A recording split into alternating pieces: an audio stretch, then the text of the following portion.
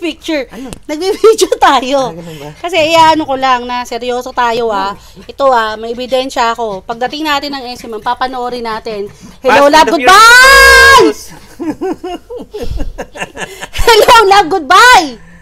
Wala bang goodbye lang? Pag ako talaga, tantaan mo yan, magwawala ako.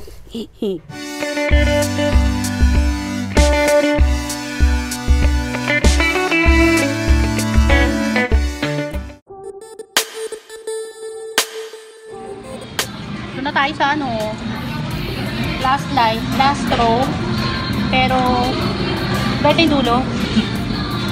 Kumbaga apat, 5, 6 yun, yung gitnang tatlo yung kinuha ko. Para wala akong katabi na sa kabilang dulo. Basta yun, wala naman na siguro kukuha no. Daming tao, kala pa naman konti. Maganda ba talaga siya? Magaling daw si Alden dun Pero hindi ko gusto si Catherine. Actually, hindi ko masyadong gusto si Catherine, pero grabe daw talaga. Baka mag-convert ako ngayon. Let's wait and see. Ano bang review kayo? Bakit na lang? Parang hindi si GM Parang hindi siya? Parang hindi siya category siya Molina. Kala, bakit? Ano naman ang category siya Molina na film? Napaka-formal lang yun Oo. Feel good lang yun. Teka lang, pagkain ko yan Lahat na, una pa. Pagkain ko Una pa siya, order ko yun. Maraming tao, hindi ko na-expect. Ha? Maraming tao, hindi ko na-expect. Matutulog Walang matutulog. Kayo Masarap ulog ko. Aircon Basta ang promise ko sa akin sasamahan nyo ako. Walang laglaga dito sa area Baka mamaya may humihilig ko dyan. Ikaw lang yun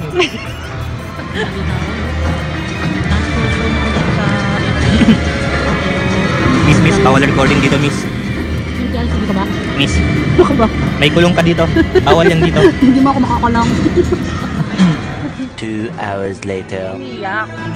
Nantok lang ako. Ikab lang ako ng ikab. Alam mo? Alam mo na buwin ka Face towel nga dala ko, hindi naman nabasa. Pero okay lang. Bilang namin galing sa title na.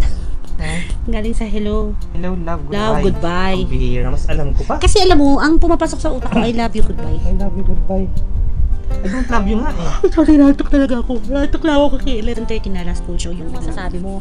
Kanina hawak-hawak mo yung braso ko kinikilig-kilig ka Hawak ko yung braso pa, hindi ako antukin. Oy, asya ka! Yung mga dialogue ni Joy at Ethan. Tinitignan ko yung mukha mo. Nakangiti-ngiti ka gano'n sa dilim. Tinitignan ko, nililingon ko. Ikaw nga kaya yun ng hindi malaman kung kilig na kilig Hindi ako masyado kinikilig sa kanila kasi alam ko naman na hindi sila love team. Pero may chemistry, aminin, diba? May chemistry naman sa screen. Magaling umarte si Alden. O sige, may natin. Si Alden, ano masasabi kay Alden? Oo, ano siya. Ngayon ko lang siya napanood sa movie yata. Bukod sa Aldab. Hindi mo ako nanonood. Aldab TV yun. I mean, sa Itbulaga, doon mo lang siya nakikita. Yung serious acting lang ba? Pero, hindi siya si Jose Rizal, hindi mo pala napanood yun. Hindi ko talaga, okay ako kay Alden, alam ko yun. Si Catherine Bernardo, hindi ko masyadong type talaga. Kasi parang naman, di ba? Kahit anumang role ibigay mo sa kanya, gano'n naman siya umacting. Oo, parang gano'n. Parang isang acting niya kasi dati. Pero ito, meron siyang ibang side. Yung mga unang scenes, andun pa rin yung parang pababa yung tono niya magsalita, tapos yung barado nga ang ilong, gano'n, parang gano'n. Cinematography. Yeah, wow! Cinematography. Maganda, Ako naman, hindi naman ako particular sa mga gano'n. Hindi ako, mga shot, wala sa akin. Malaking factor sa akin yun. Kasi pag hindi kaya swak na swak sa akin yung mga K-drama dahil sa cinematography. Gusto ko. Kwento, anong kwento? Ano masasabi mo sa kwento? Gusto mo sabihin ko sa'yo, pinag-uusapan namin ni Rap kanina sa exit tayo. Ano yun? Tama tayo sa cinema. Pinag-uusapan namin. Sabi niya, sabihin na lang, na-establish yung trauma ni Ethan. Kung bakit ayaw niyang maiwan. Tapos si Joy din na-establish din yung trauma niya kung bakit ayaw niyang hindi aalis. Kasi may pangarap siya. Parang ayaw niyang maging DH ka. Yan. Tsaka in the end, yung bawat gusto nila na accomplish naman nila. Yun, yung mabuo yung pamilya ni Ethan sa Hong Kong. Tapos yung kay, naman ni alam mo, both sila they just needed each other to push each other up. Yes. And to give that's the big message. Give them the confidence, the boost that they need, That's the big message. Meron pa isang message. They need each other to push each other up. There's also one central message doon. Which is Love is sacrifice. Oh, yeah, of course. Diba? Lagi naman yun eh. May nanay niya. Mm. Sabi niya ganun, pag umuwi ako, para tayo mamatay sa gutom, ganun. Na ano lang ako doon, nasad lang ako doon. Pero, Dahil parang hindi sila nagkaroon ng magandang communication ng asawa niya. tsaka, yun yung typical sa mga Pilipino na hindi, may problema pala, pero hindi alam ng mga anak, alam mo yun? Parang feeling niya pinamigay siya yung parang isa naman ang iniisip eh. Oo. Hindi ko din gusto to. Most of the problems. Alam mo, isang message din doon. Mahirap pagka wala kang choice sa buhay. Yun na nga, isa pa Kailangan mo yun. na talaga lumakin ano yung Hinain sa'yo. Ano You yung... just have to deal with the cards that you're given. Kaya nag-English po tayo naka-video? Of course. Para meron ding ano dito sa baba. Bukas ka pa mag-bridge, hindi ngayon. Tsaka meron ding ano, May caption, sa baba. oo. Lagyan mo ng caption sa baba para binabasa din nila. Kasi ano nga siya? Iniisip mo buti hindi in-check yung caption kung di lumabas mo.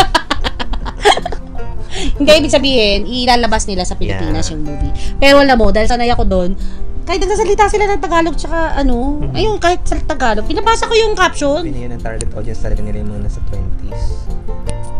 Mga ganun. I Yung don't mga, think it's hindi, yung mga, Regardless. nagsisimula pa lang sila doon sa pag-establish nila sa sarili nila, yung career nila, na ang dami pa nilang gustong gawin na ma-attain sa na ambisyon sa buhay nila. And at the same time, Tanggal ko nga ito, at the same time, yung aspect ng love. Paano pag more than 20s na, wala nang silbi yung kwentong yon, ganon. Hindi. Pag more than 20s, ang dating naman para kang looking back. Oh! Uy, parang nakaka-relate ako dito sa isang portion na to. Yun, looking back, yun yung, kaya ano pa rin siya, it's good for all ages. Hindi, I actually. don't think so. I don't agree with you. Yung market nila ay yung ordinaryong Pilipino. Alam mo yun? Kasi, yun nga eh. Hindi, actually, alam mo. Alam ba sabi nila? Kaya ako galit sa kapitalista. Di ba? Kasi totoo eh. Bakit hindi nila kailangang umalis? Bakit hindi sila makauwi dito? Kasi wala nang trabaho dito eh. May iba namang punto de vista yun. Ay, syempre si Ralph yun. Yun ang punto de vista. Kasi yun naman sa yun, socio-political aspect naman yung tinitingnan niya. Oh, higi na. Yung merits talaga is really pampakilig, and at the same time parang Naiyak ka? Parang nadaanan ko din dati yun Bakit? Anong pinaka-relatean mo doon? May mga puntos doon. Hindi naman ako nakaka-relate. Uy, parang may sinasabi ka eh. Hindi naman ako yung tipong aalis ako tapos ano. Ay, siguro yung sa LDR kasi nasabi ko. Kaya sabi ko, sana hugot mo kanina? hindi na magkakatuloy na. Long distance relationship, wala talaga yan. Hindi naman siya exceptional kung titingnan. Parang comparable din siya kahit paano sa ibang movies. Yun nga lang, parang yung swabe kasi yung ano niya, yung takbo ng realistic in a way. Realistic. It really happens. Yung tunay na buhay, no? Totoo yun. Tsaka hindi ko alam na ganun pala ang ano ng DH. Ay, oo. Hindi ko alam yun. Oo, kaya talaga na ganun katindi yun. Hindi ko alam na pwede. Hindi ka pag yung card mo DH ka, huhulihin ka pagka nagtrabaho ka ng sideline. Kasi isa sa mga dahilan niya bakit gusto niyang mag-Canada or US dahil pwede siya daw mag-dual jobs. So, ibig sabihin, hindi lang yung takot doon. Ibig sabihin, pag DH ka, hindi ka na pwede mag-apply as nurse kasi nurse ka naman talaga. Oo, parang ganun. Hindi ka pwedeng mag-apply doon. Kailangan mo lumabas kasi yung visa mo, yung ID mo is, worker ID mo is pang DH. So, syempre, pagtapos ka na ng kontrata, di tourist visa ka na lang. So, hindi ka pwedeng mag-apply. It's not really a free enterprise. Kaya nga, yun yung sinasabi na. Kaya ako galit sa kapitalista. Isipin mo, kung totoong sa mga ganong lugar din lang nagdi-DH yung mga, ang imagination ko ng mga, ang imagination ko ng mga nagdi-DH doon is sa mga medyo nakakaangat sa buhay. Parang sa atin. Yung mga pinagtatrabaho nila doon, parang halos kumbaga equivalent din lang ng slum kasi yung mga kondo-kondo na halos lang tapos ikaw actually yun yung charm yun yung charm ng movie yung parang yun yung tunay na buhay so, malalim siya, hindi lang yung love story yung mapapaisip ka na yung buhay talaga ng Pinoy how it is to at saka hindi lang sa DH yun yung kumbaga yung ibang doon overseas Filipino workers kung gaano kahirap na yung rating mo kung 0 to 10 0 to 10 siguro sa akin mga nasa Rotten Tomatoes 8 siguro siya ako siguro I can't really give it a 10 kasi hindi kasi talaga ako fan ni Catherine Bernardo pero okay siya may mga 9 Pero gandang-ganda ako sa kanya talaga. It's something na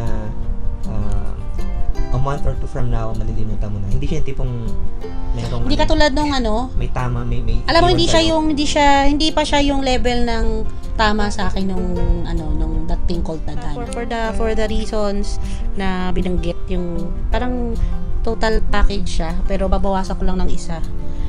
Dahil Kung hindi siya perfect. papipiliin ka, sino dapat yung naging girl? Girl? na doon? Sinong tamang ka? Kasi alam mo, ang ganda kasi ni Catherine Bernardo, yung pagka-morena niya, yung pagka-Pilipinang-Pilipina ng mukha niya. Siyang bata kasi kung magsalita eh. Hindi, kasi hindi na natanggal yung mo sa kanya na child actress siya dati. Siya, good night, na antok na ako talaga. Fans.